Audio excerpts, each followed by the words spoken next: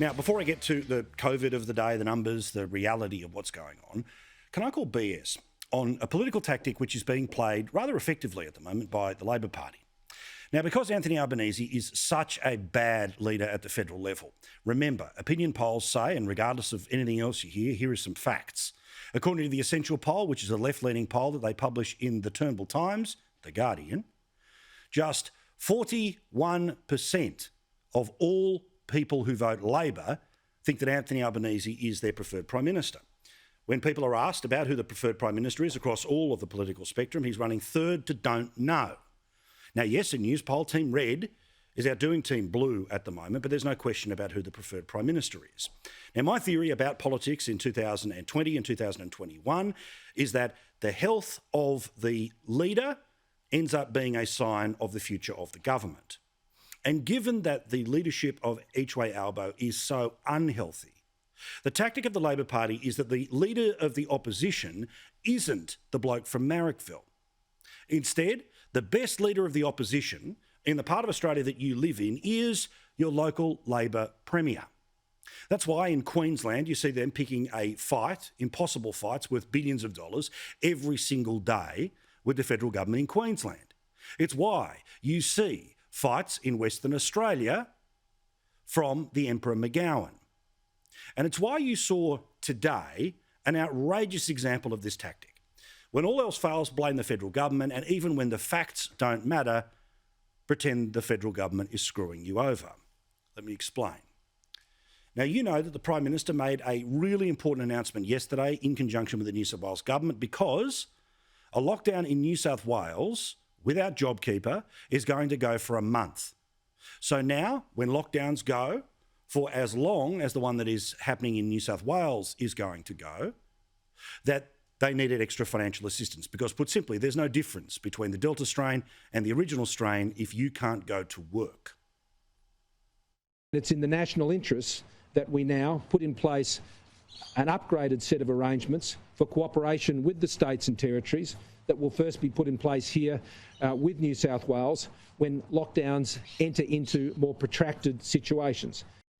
So remember, this situation would not kick in when it comes to a lockdown that goes for a couple of days or a week. But despite the fact that it was made very clear that anywhere in the country that goes through what Greater Sydney is going through right now would get exactly the same assistance as what is being given to Greater Sydney right now, well, the political playbook is that if you are on Team Red, then you are meant to be the federal leader of the opposition. In this case, the people acting on the behalf of Chairman Dan.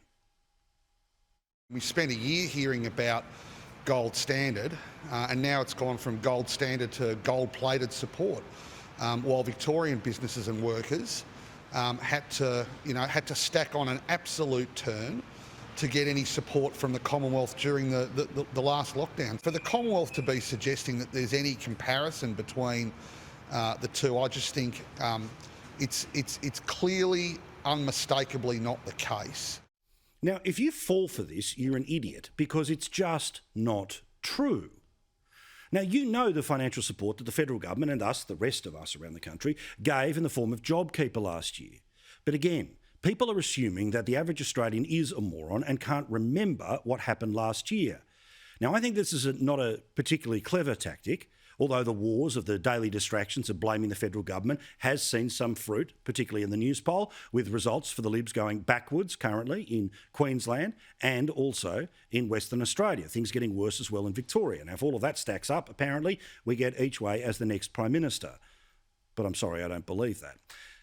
So the bloke who at one point in time said that we should never end JobKeeper, the bloke who thought that we should buy Virgin Airlines, the bloke who has bitched and moaned the whole way through this process, well, that is, of course, the Shadow Treasurer thinks there is politics in them there support.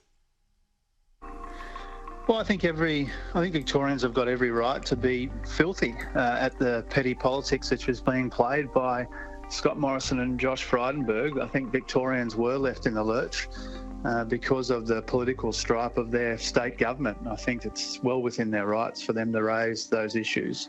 So you think New South Wales has been preferenced because they're a Liberal state and Victoria was a Labor state? Well, they've certainly been treated differently, Fran. And of course, Auntie Fran on Radio National, more than happy to do anything to bury this government, did not push back on this absurdity.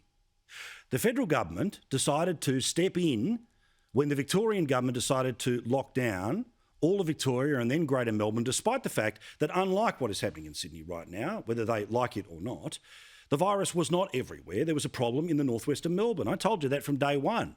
I showed you every single night about the local government areas. So there was no need for a lockdown to go as long as it did, or even one at all, let alone one that would go anywhere near a month. But still, guess what happened? Because JobKeeper doesn't exist, the federal government came to help with money for Victoria in the most recent lockdown. Here's the Treasurer making that announcement. And as you know, that support kicked in from week 2.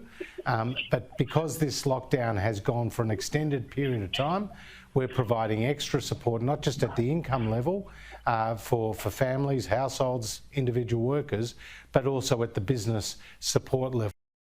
And just in case you've got a mate or a family member who is an acolyte of these idiots pushing this lie so effortlessly through media, who of course want to achieve the same outcome they couldn't get in 2013, 2016, 2019, which of course was Team Red winning, they ignore the fact that part of the announcement made yesterday is, I repeat, this isn't about exclusively New South Wales, exclusively Sydney. If anywhere in the country has a lockdown that goes for as long as this one, you get the same money. This program that we announced yesterday is for everyone, Nick. But it applies in situations where states go into a lengthy lockdown. Now, if tragically tomorrow Victoria was to go into a lengthy lockdown that would extend into the 3rd, 4th and maybe even longer period of time, 3rd and 4th week and even longer period of time, they would get exactly what we announced yesterday. And don't forget that when it came to JobKeeper, when the Victorian government failed to put police or the ADF on hotels, that resulted in 800 people dying because of their decision to put a private security firm on those hotels, the federal government didn't turn around and run. They extended JobKeeper, and the state of Victoria got more of it than any state in the country last year. The JobKeeper wage subsidy has been extended to take into account the harsh lockdowns in Victoria. 4 million people are expected to be covered, 1.5 million of them in Victoria. So I just want to take time to call BS on this strategy. Now, is any government perfect? No. Is the federal government perfect? Absolutely not. But is this play by popular state Labor leaders an attempt to cover the weakness of a weak federal leader? Bloody oath. Don't fall for it. I'll call it out every single time. So, of course, there are legitimate beefs that can happen between state and federal government. But this garbage today, rubbish.